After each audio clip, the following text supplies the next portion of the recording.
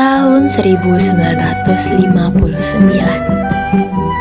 adalah tahun di mana dimulainya masa demokrasi terpimpin yang dilaksanakan oleh Bapak Presiden pertama Indonesia, yaitu Soekarno. Awal dari masa demokrasi terpimpin ini dibuka dengan adanya Dekret Presiden 5 Juli tahun 1959. Di balik dikeluarkannya Dekret Presiden tersebut, terdapat sejarah di mana anggota konstituante yang telah terpilih gagal dalam merancang undang-undang baru pengganti undang-undang sementara tahun 1950 dan keresahan masyarakat karena maraknya terjadi pemberontakan di masa itu. Apa daya asmara sudah melekat.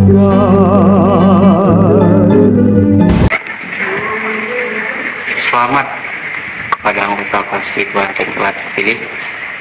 Kali ini kita diamanahkan oleh Pak Presiden untuk merancang undang-undang baru dan menggantikan undang-undang sementara 1950. Diharapkan kinerja kedua Bapak sekalian. Kemudian konstituante mulai bersidang tanpa adanya batasan waktu. Namun, ketika itu situasi dalam negeri terjadi pergolakan di daerah-daerah yang memuncak menjadi pemberontakan PRRI atau Permesta, serta bedanya pendapat dari para petinggi parlementer, menyebabkan konstituante sampai pada awal tahun 1957 belum juga berhasil menyelesaikan tugasnya untuk merumuskan UUD yang baru. Tidak akan ada titik temu jika kita begitu terus. Tambah lagi dengan adanya pemberontakan yang terjadi di mana-mana.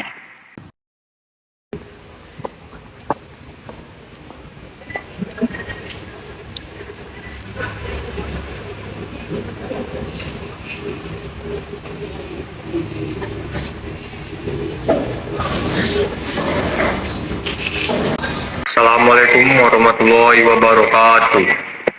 Selamat siang seluruh anggota parlemen. Bagaimana keadaan undang-undang baru kita? Belum, Pak. Belum?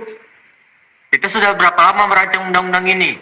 Mereka sudah meresah dan ingin undang-undang 1945 diberlakukan kembali. Kembali ke UUD 1945, bubarkan konstituante. Kembali ke UUD 1945, bubarkan. Bubarkan, bubarkan, bubarkan. Atas kelalaian kami, Pak. Lantas, bagaimana Pak Presiden? Kami tidak dapat mengambil suatu keputusan untuk undang-undang ini. Terlalu banyak pendapat. Itu cuma karena kayak gue sendiri aja Pak Presiden. Cuma mau ngikutin katanya aja itu. Jaga ucapanmu itu.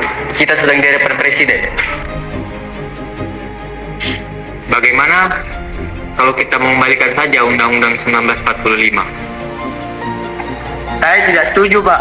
Izin memberikan alasan. 8. Saya tidak setuju jika diberlakukan kembali UUD 45 karena jika ia begitu maka Indonesia akan menganut dan mengarah kepada sistem komunis yang nantinya akan merugikan bangsa Indonesia sendiri. Mau jadi apa bangsa ini, Pak?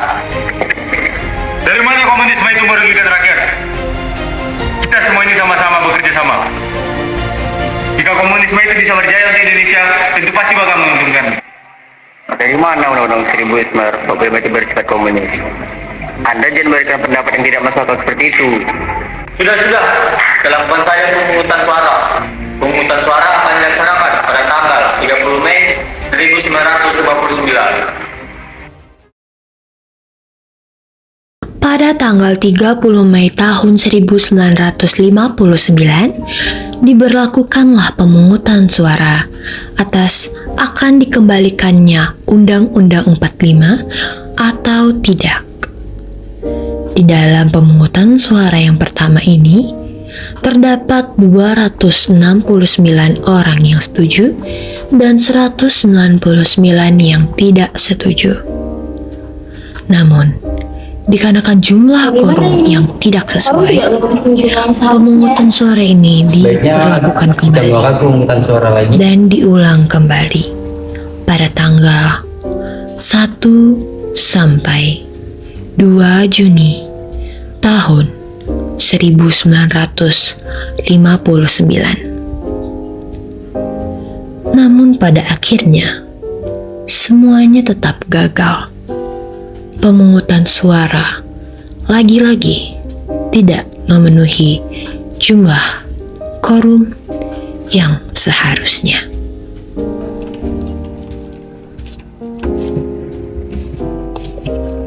Permisi Pak, ini ada surat dari Pak Suryo. Baik, terima kasih.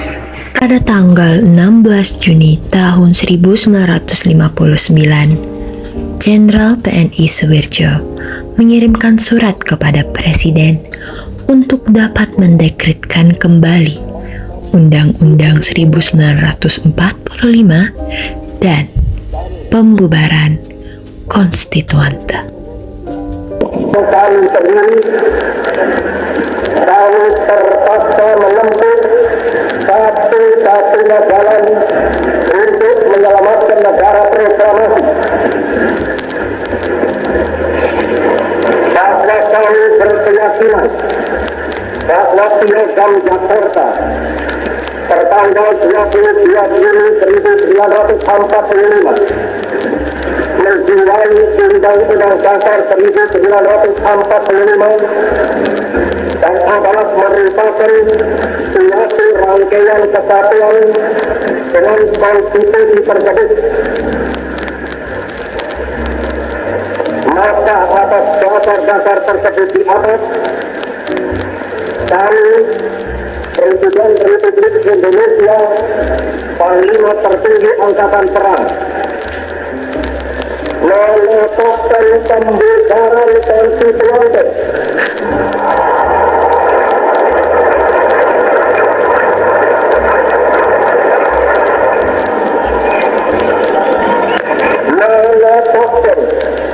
Undang-Undang Dasar 1945 berlaku lagi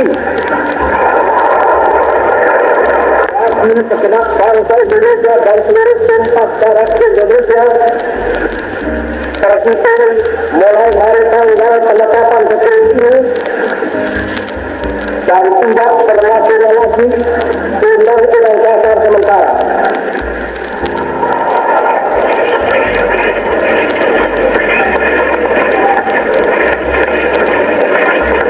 Pembentukan Majelis Permusyawaratan Rakyat sementara yang terdiri atas anggota-anggota Dewan Perwakilan Rakyat ditambah dengan utusan-utusan dari daerah-daerah dan golongan-golongan serta pembentukan Dewan Pertimbangan Agung sementara akan diselenggarakan dalam waktu yang sesingkat-singkatnya.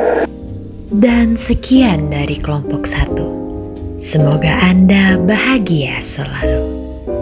Bila belajar jangan lupa membuka buku. Bila ada kesempatan, mari kita bertemu di lain waktu.